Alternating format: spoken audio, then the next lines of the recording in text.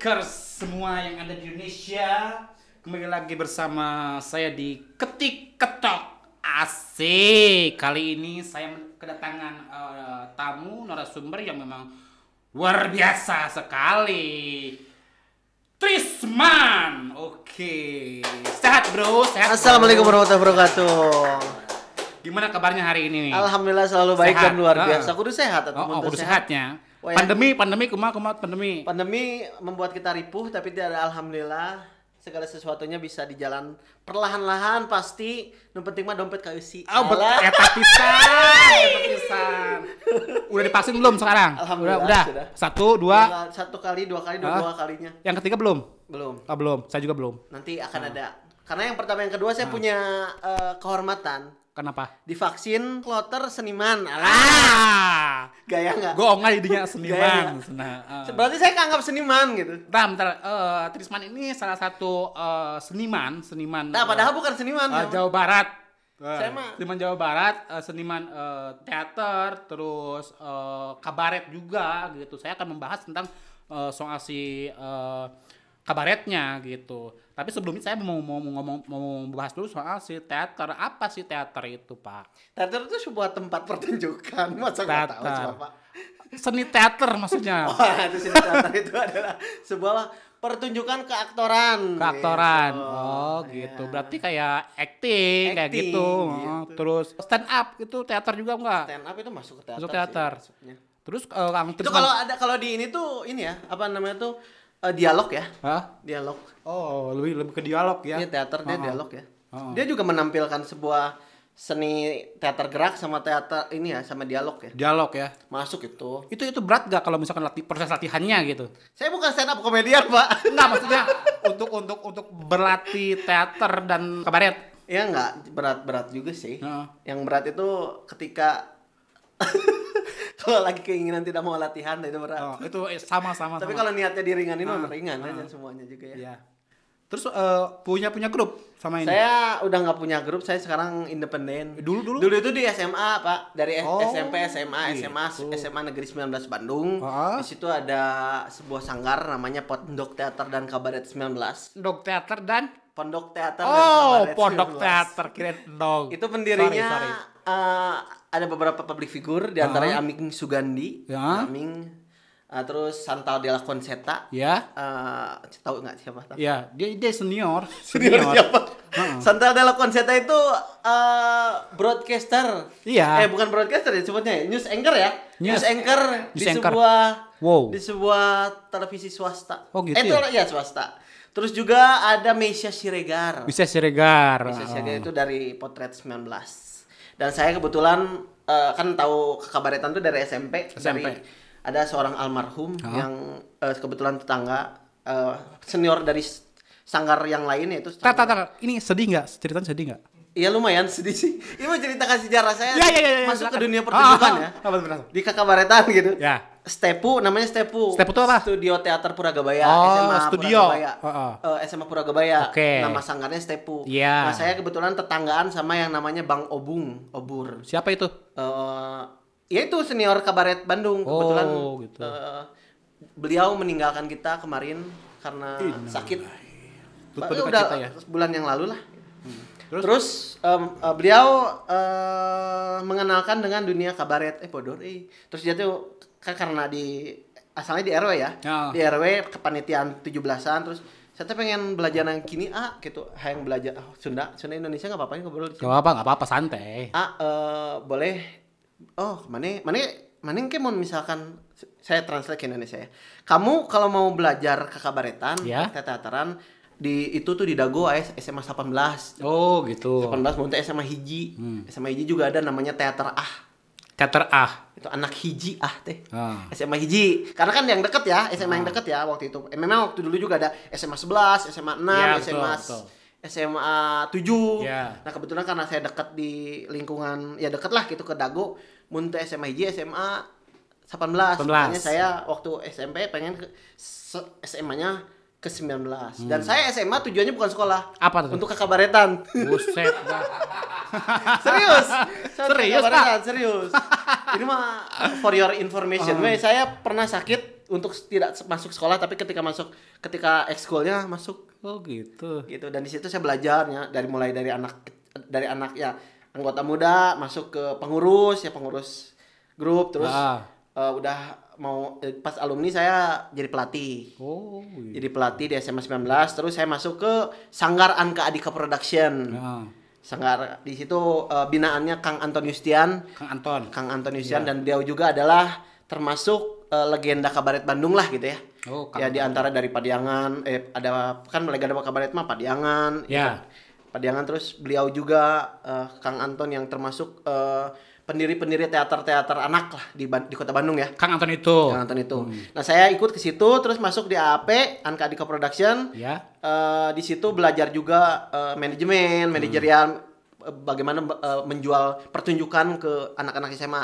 Itu AAP dulu itu termasuk sanggar yang dimana bisa memecahkan rekor kalau daftar ke rekor lah, kalau kata saya gitu. Masuk ke rekor karena di setiap pertunjukannya hampir 10.000 penonton. Wow. SMA sejauh barat malah. Yeah. Yang dari Cicalengka datang ke Rumentang atau ke gedung Teater Taman Budaya buat nonton si AAP itu. Di Karcis tiket, dan itu ya itu rekor lah pada saat itu ya. Sabar pak. Keren kan itu ya? Keren banget. Nah, itu saya banyak belajar di situ. Bagaimana menciptakan pertunjukan yang dinilai lah gitu. Gitu. Suatu kemasan yang bisa dijual ke publik. Gitu. Tapi biasanya kalau tanpa merendahkan ya, maaf. Kan kita biasa ikut festival gitu. Ikut festival teater, festival teater remaja atau festival apa. Saya pernah ngobrol juga di Rumentang Siang, kalau misalkan ketika juara 1 festival teater gitu ya. Nah, udah menang tuh juara 1. Bisa tengah jual nah itu kan sebuah PR ya. Benar, itu kan benar. Itu pertunjukan tuh seperti itu. Apakah bisa dijual? Kalau misalkan teater koma kan udah ada masanya ya. Udah dari emang sejarahnya juga keren. Nah, itu saya belajar penjualan itu di Anka Adika Production. Gitu. Terus banyak belajar terus banyak job lah gitu ya, ngalir dari kekabaretan lah gitu. Kalau prestasi mah nggak usah dinilai lah. Bisa sampai tahun depan saya ngebahas tentang prestasi mah. Tapi sedikit lah bocoran. Saya ketika saya ikut pertama kali melatih kabaretan ya, Kabaret Bandung.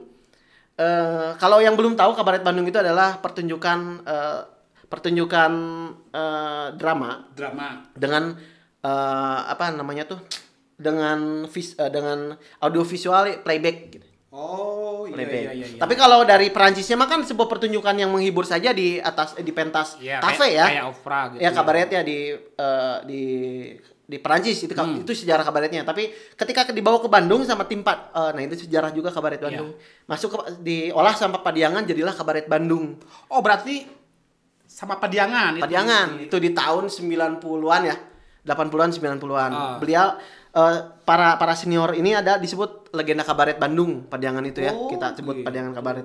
Nah, dan mulai sini tahun 2000 sampai sini kita olah lagi sampai kan jadi Kabaret Bandung itu sudah menjadi sebuah kesenian yang baru lah gitu.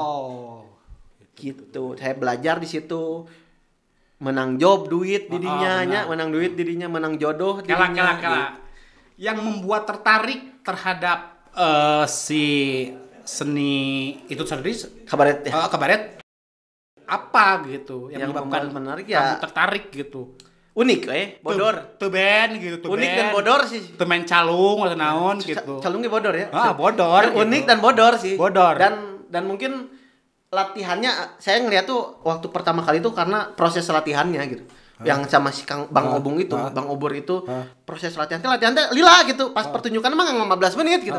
Tapi dari latihannya ke mainnya, pas ketika mainnya halus, puas gitu ningali penontonnya. Padahal saya nggak ikut main ya waktu itu ya. Saya pernah melihat proses latihan teater ataupun tadi kabaret itu ya luar biasa sekali gitu. Mereka proses latihannya nggak ada air, nggak ada makanan gitu. Maksudnya ya minim lah dibanding modal sorangan. Modal sorangan lah kita gitu. Ya dibanding dengan berlatih main musik gitu. Itu juga terkesan royal lah. Ya gitu, karena ya memang namun misalkan kita ke wanita ya, seorang wanita dengan analoginya bogoh ke awewe, seorang kan royalnya bisa mengeluarkan sendiri gitu. Nah, itu karena kecintaan kita ke adat kabaret ya, jadi latihan rek dahareun rek Aya cai kayaknya hajar we karena kan pada akhirnya klimaksnya ya pertunjukan yang bagus. Bener. Gitu. Ya bahas orang. Ya udah ya tadi aja yang bahas yang prestasi saya. Oh iya. Saya awal ketika kalau selama ini setelah mempelajari atau setelah bergelut di dunia kabaret dan pohowai udah kan pertunjukan sudah sejauh mana prestasi? Bukan prestasi saja ya. Pendapatan saya dapat dari situ. Boleh, ya benar-benar lah pasti. Bertahan hidup, saya dari situ. Dan membuka semua ruang-ruang apa ya? Bisa dibilang ruang-ruang kreativitas yang lain gitu.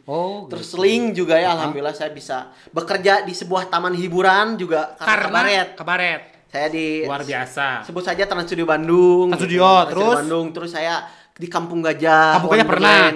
Sebagai apa itu? Sebagai kreatif director. Wih, keren tuh. Bikin pertunjukan buat liburan gitu. Terus loncat ke Solokan.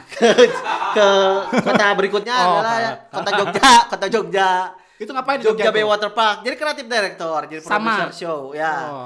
Luar biasa. Tapi upgrade ya ketika saya ya bisa dibilang kalau kabaretannya cukup lah di SMA lah. SMA rada kuliah dikit, terus yang kesana saya bikin pertunjukan drama musikal. Drama musikal. Apa itu drama musikal? Drama musikal pertunjukan drama yang mengandung unsur tari dan nyanyian. Itu simpelnya ya, Dan dari drama musikal itu saya adaptasi dari kabaret. Ya inilah drama musikal Indonesia gitu. Tapi jadinya. Pernah nggak menggarapnya drama musikal tradisional? Saya ada tradisional pernah. Apa yang pernah digarap? Saya punya judulnya Antasura, itu buatan sendiri, tapi itu masih dulu projectnya kabaret keneh, tapi playback ya. Tapi itu semua udah original, lagunya original, terus dialog dan lain sebagainya, tapi di record karena kan kebutuhan anak SMA record lah, gampang lah. Tapi itu kedepannya proyek itu ya insya Allah kalau ada rezeki dan waktu, saya ingin si pertunjukan ini benar-benar dibuat karena pandemi ya. Jadi pertunjukan itu memang dijual gitu. Tapi gini bro, kebayang nggak bikin pertunjukan di planet Mars? Kebayang nggak?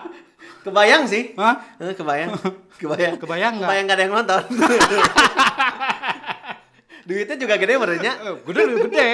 Tapi saya bisa lakuin itu, kalau kenapa enggak gitu. Ya benar kan lah. Sekarang ada green screen ya. Pakai green screen aja. Kita main di Bandung aja.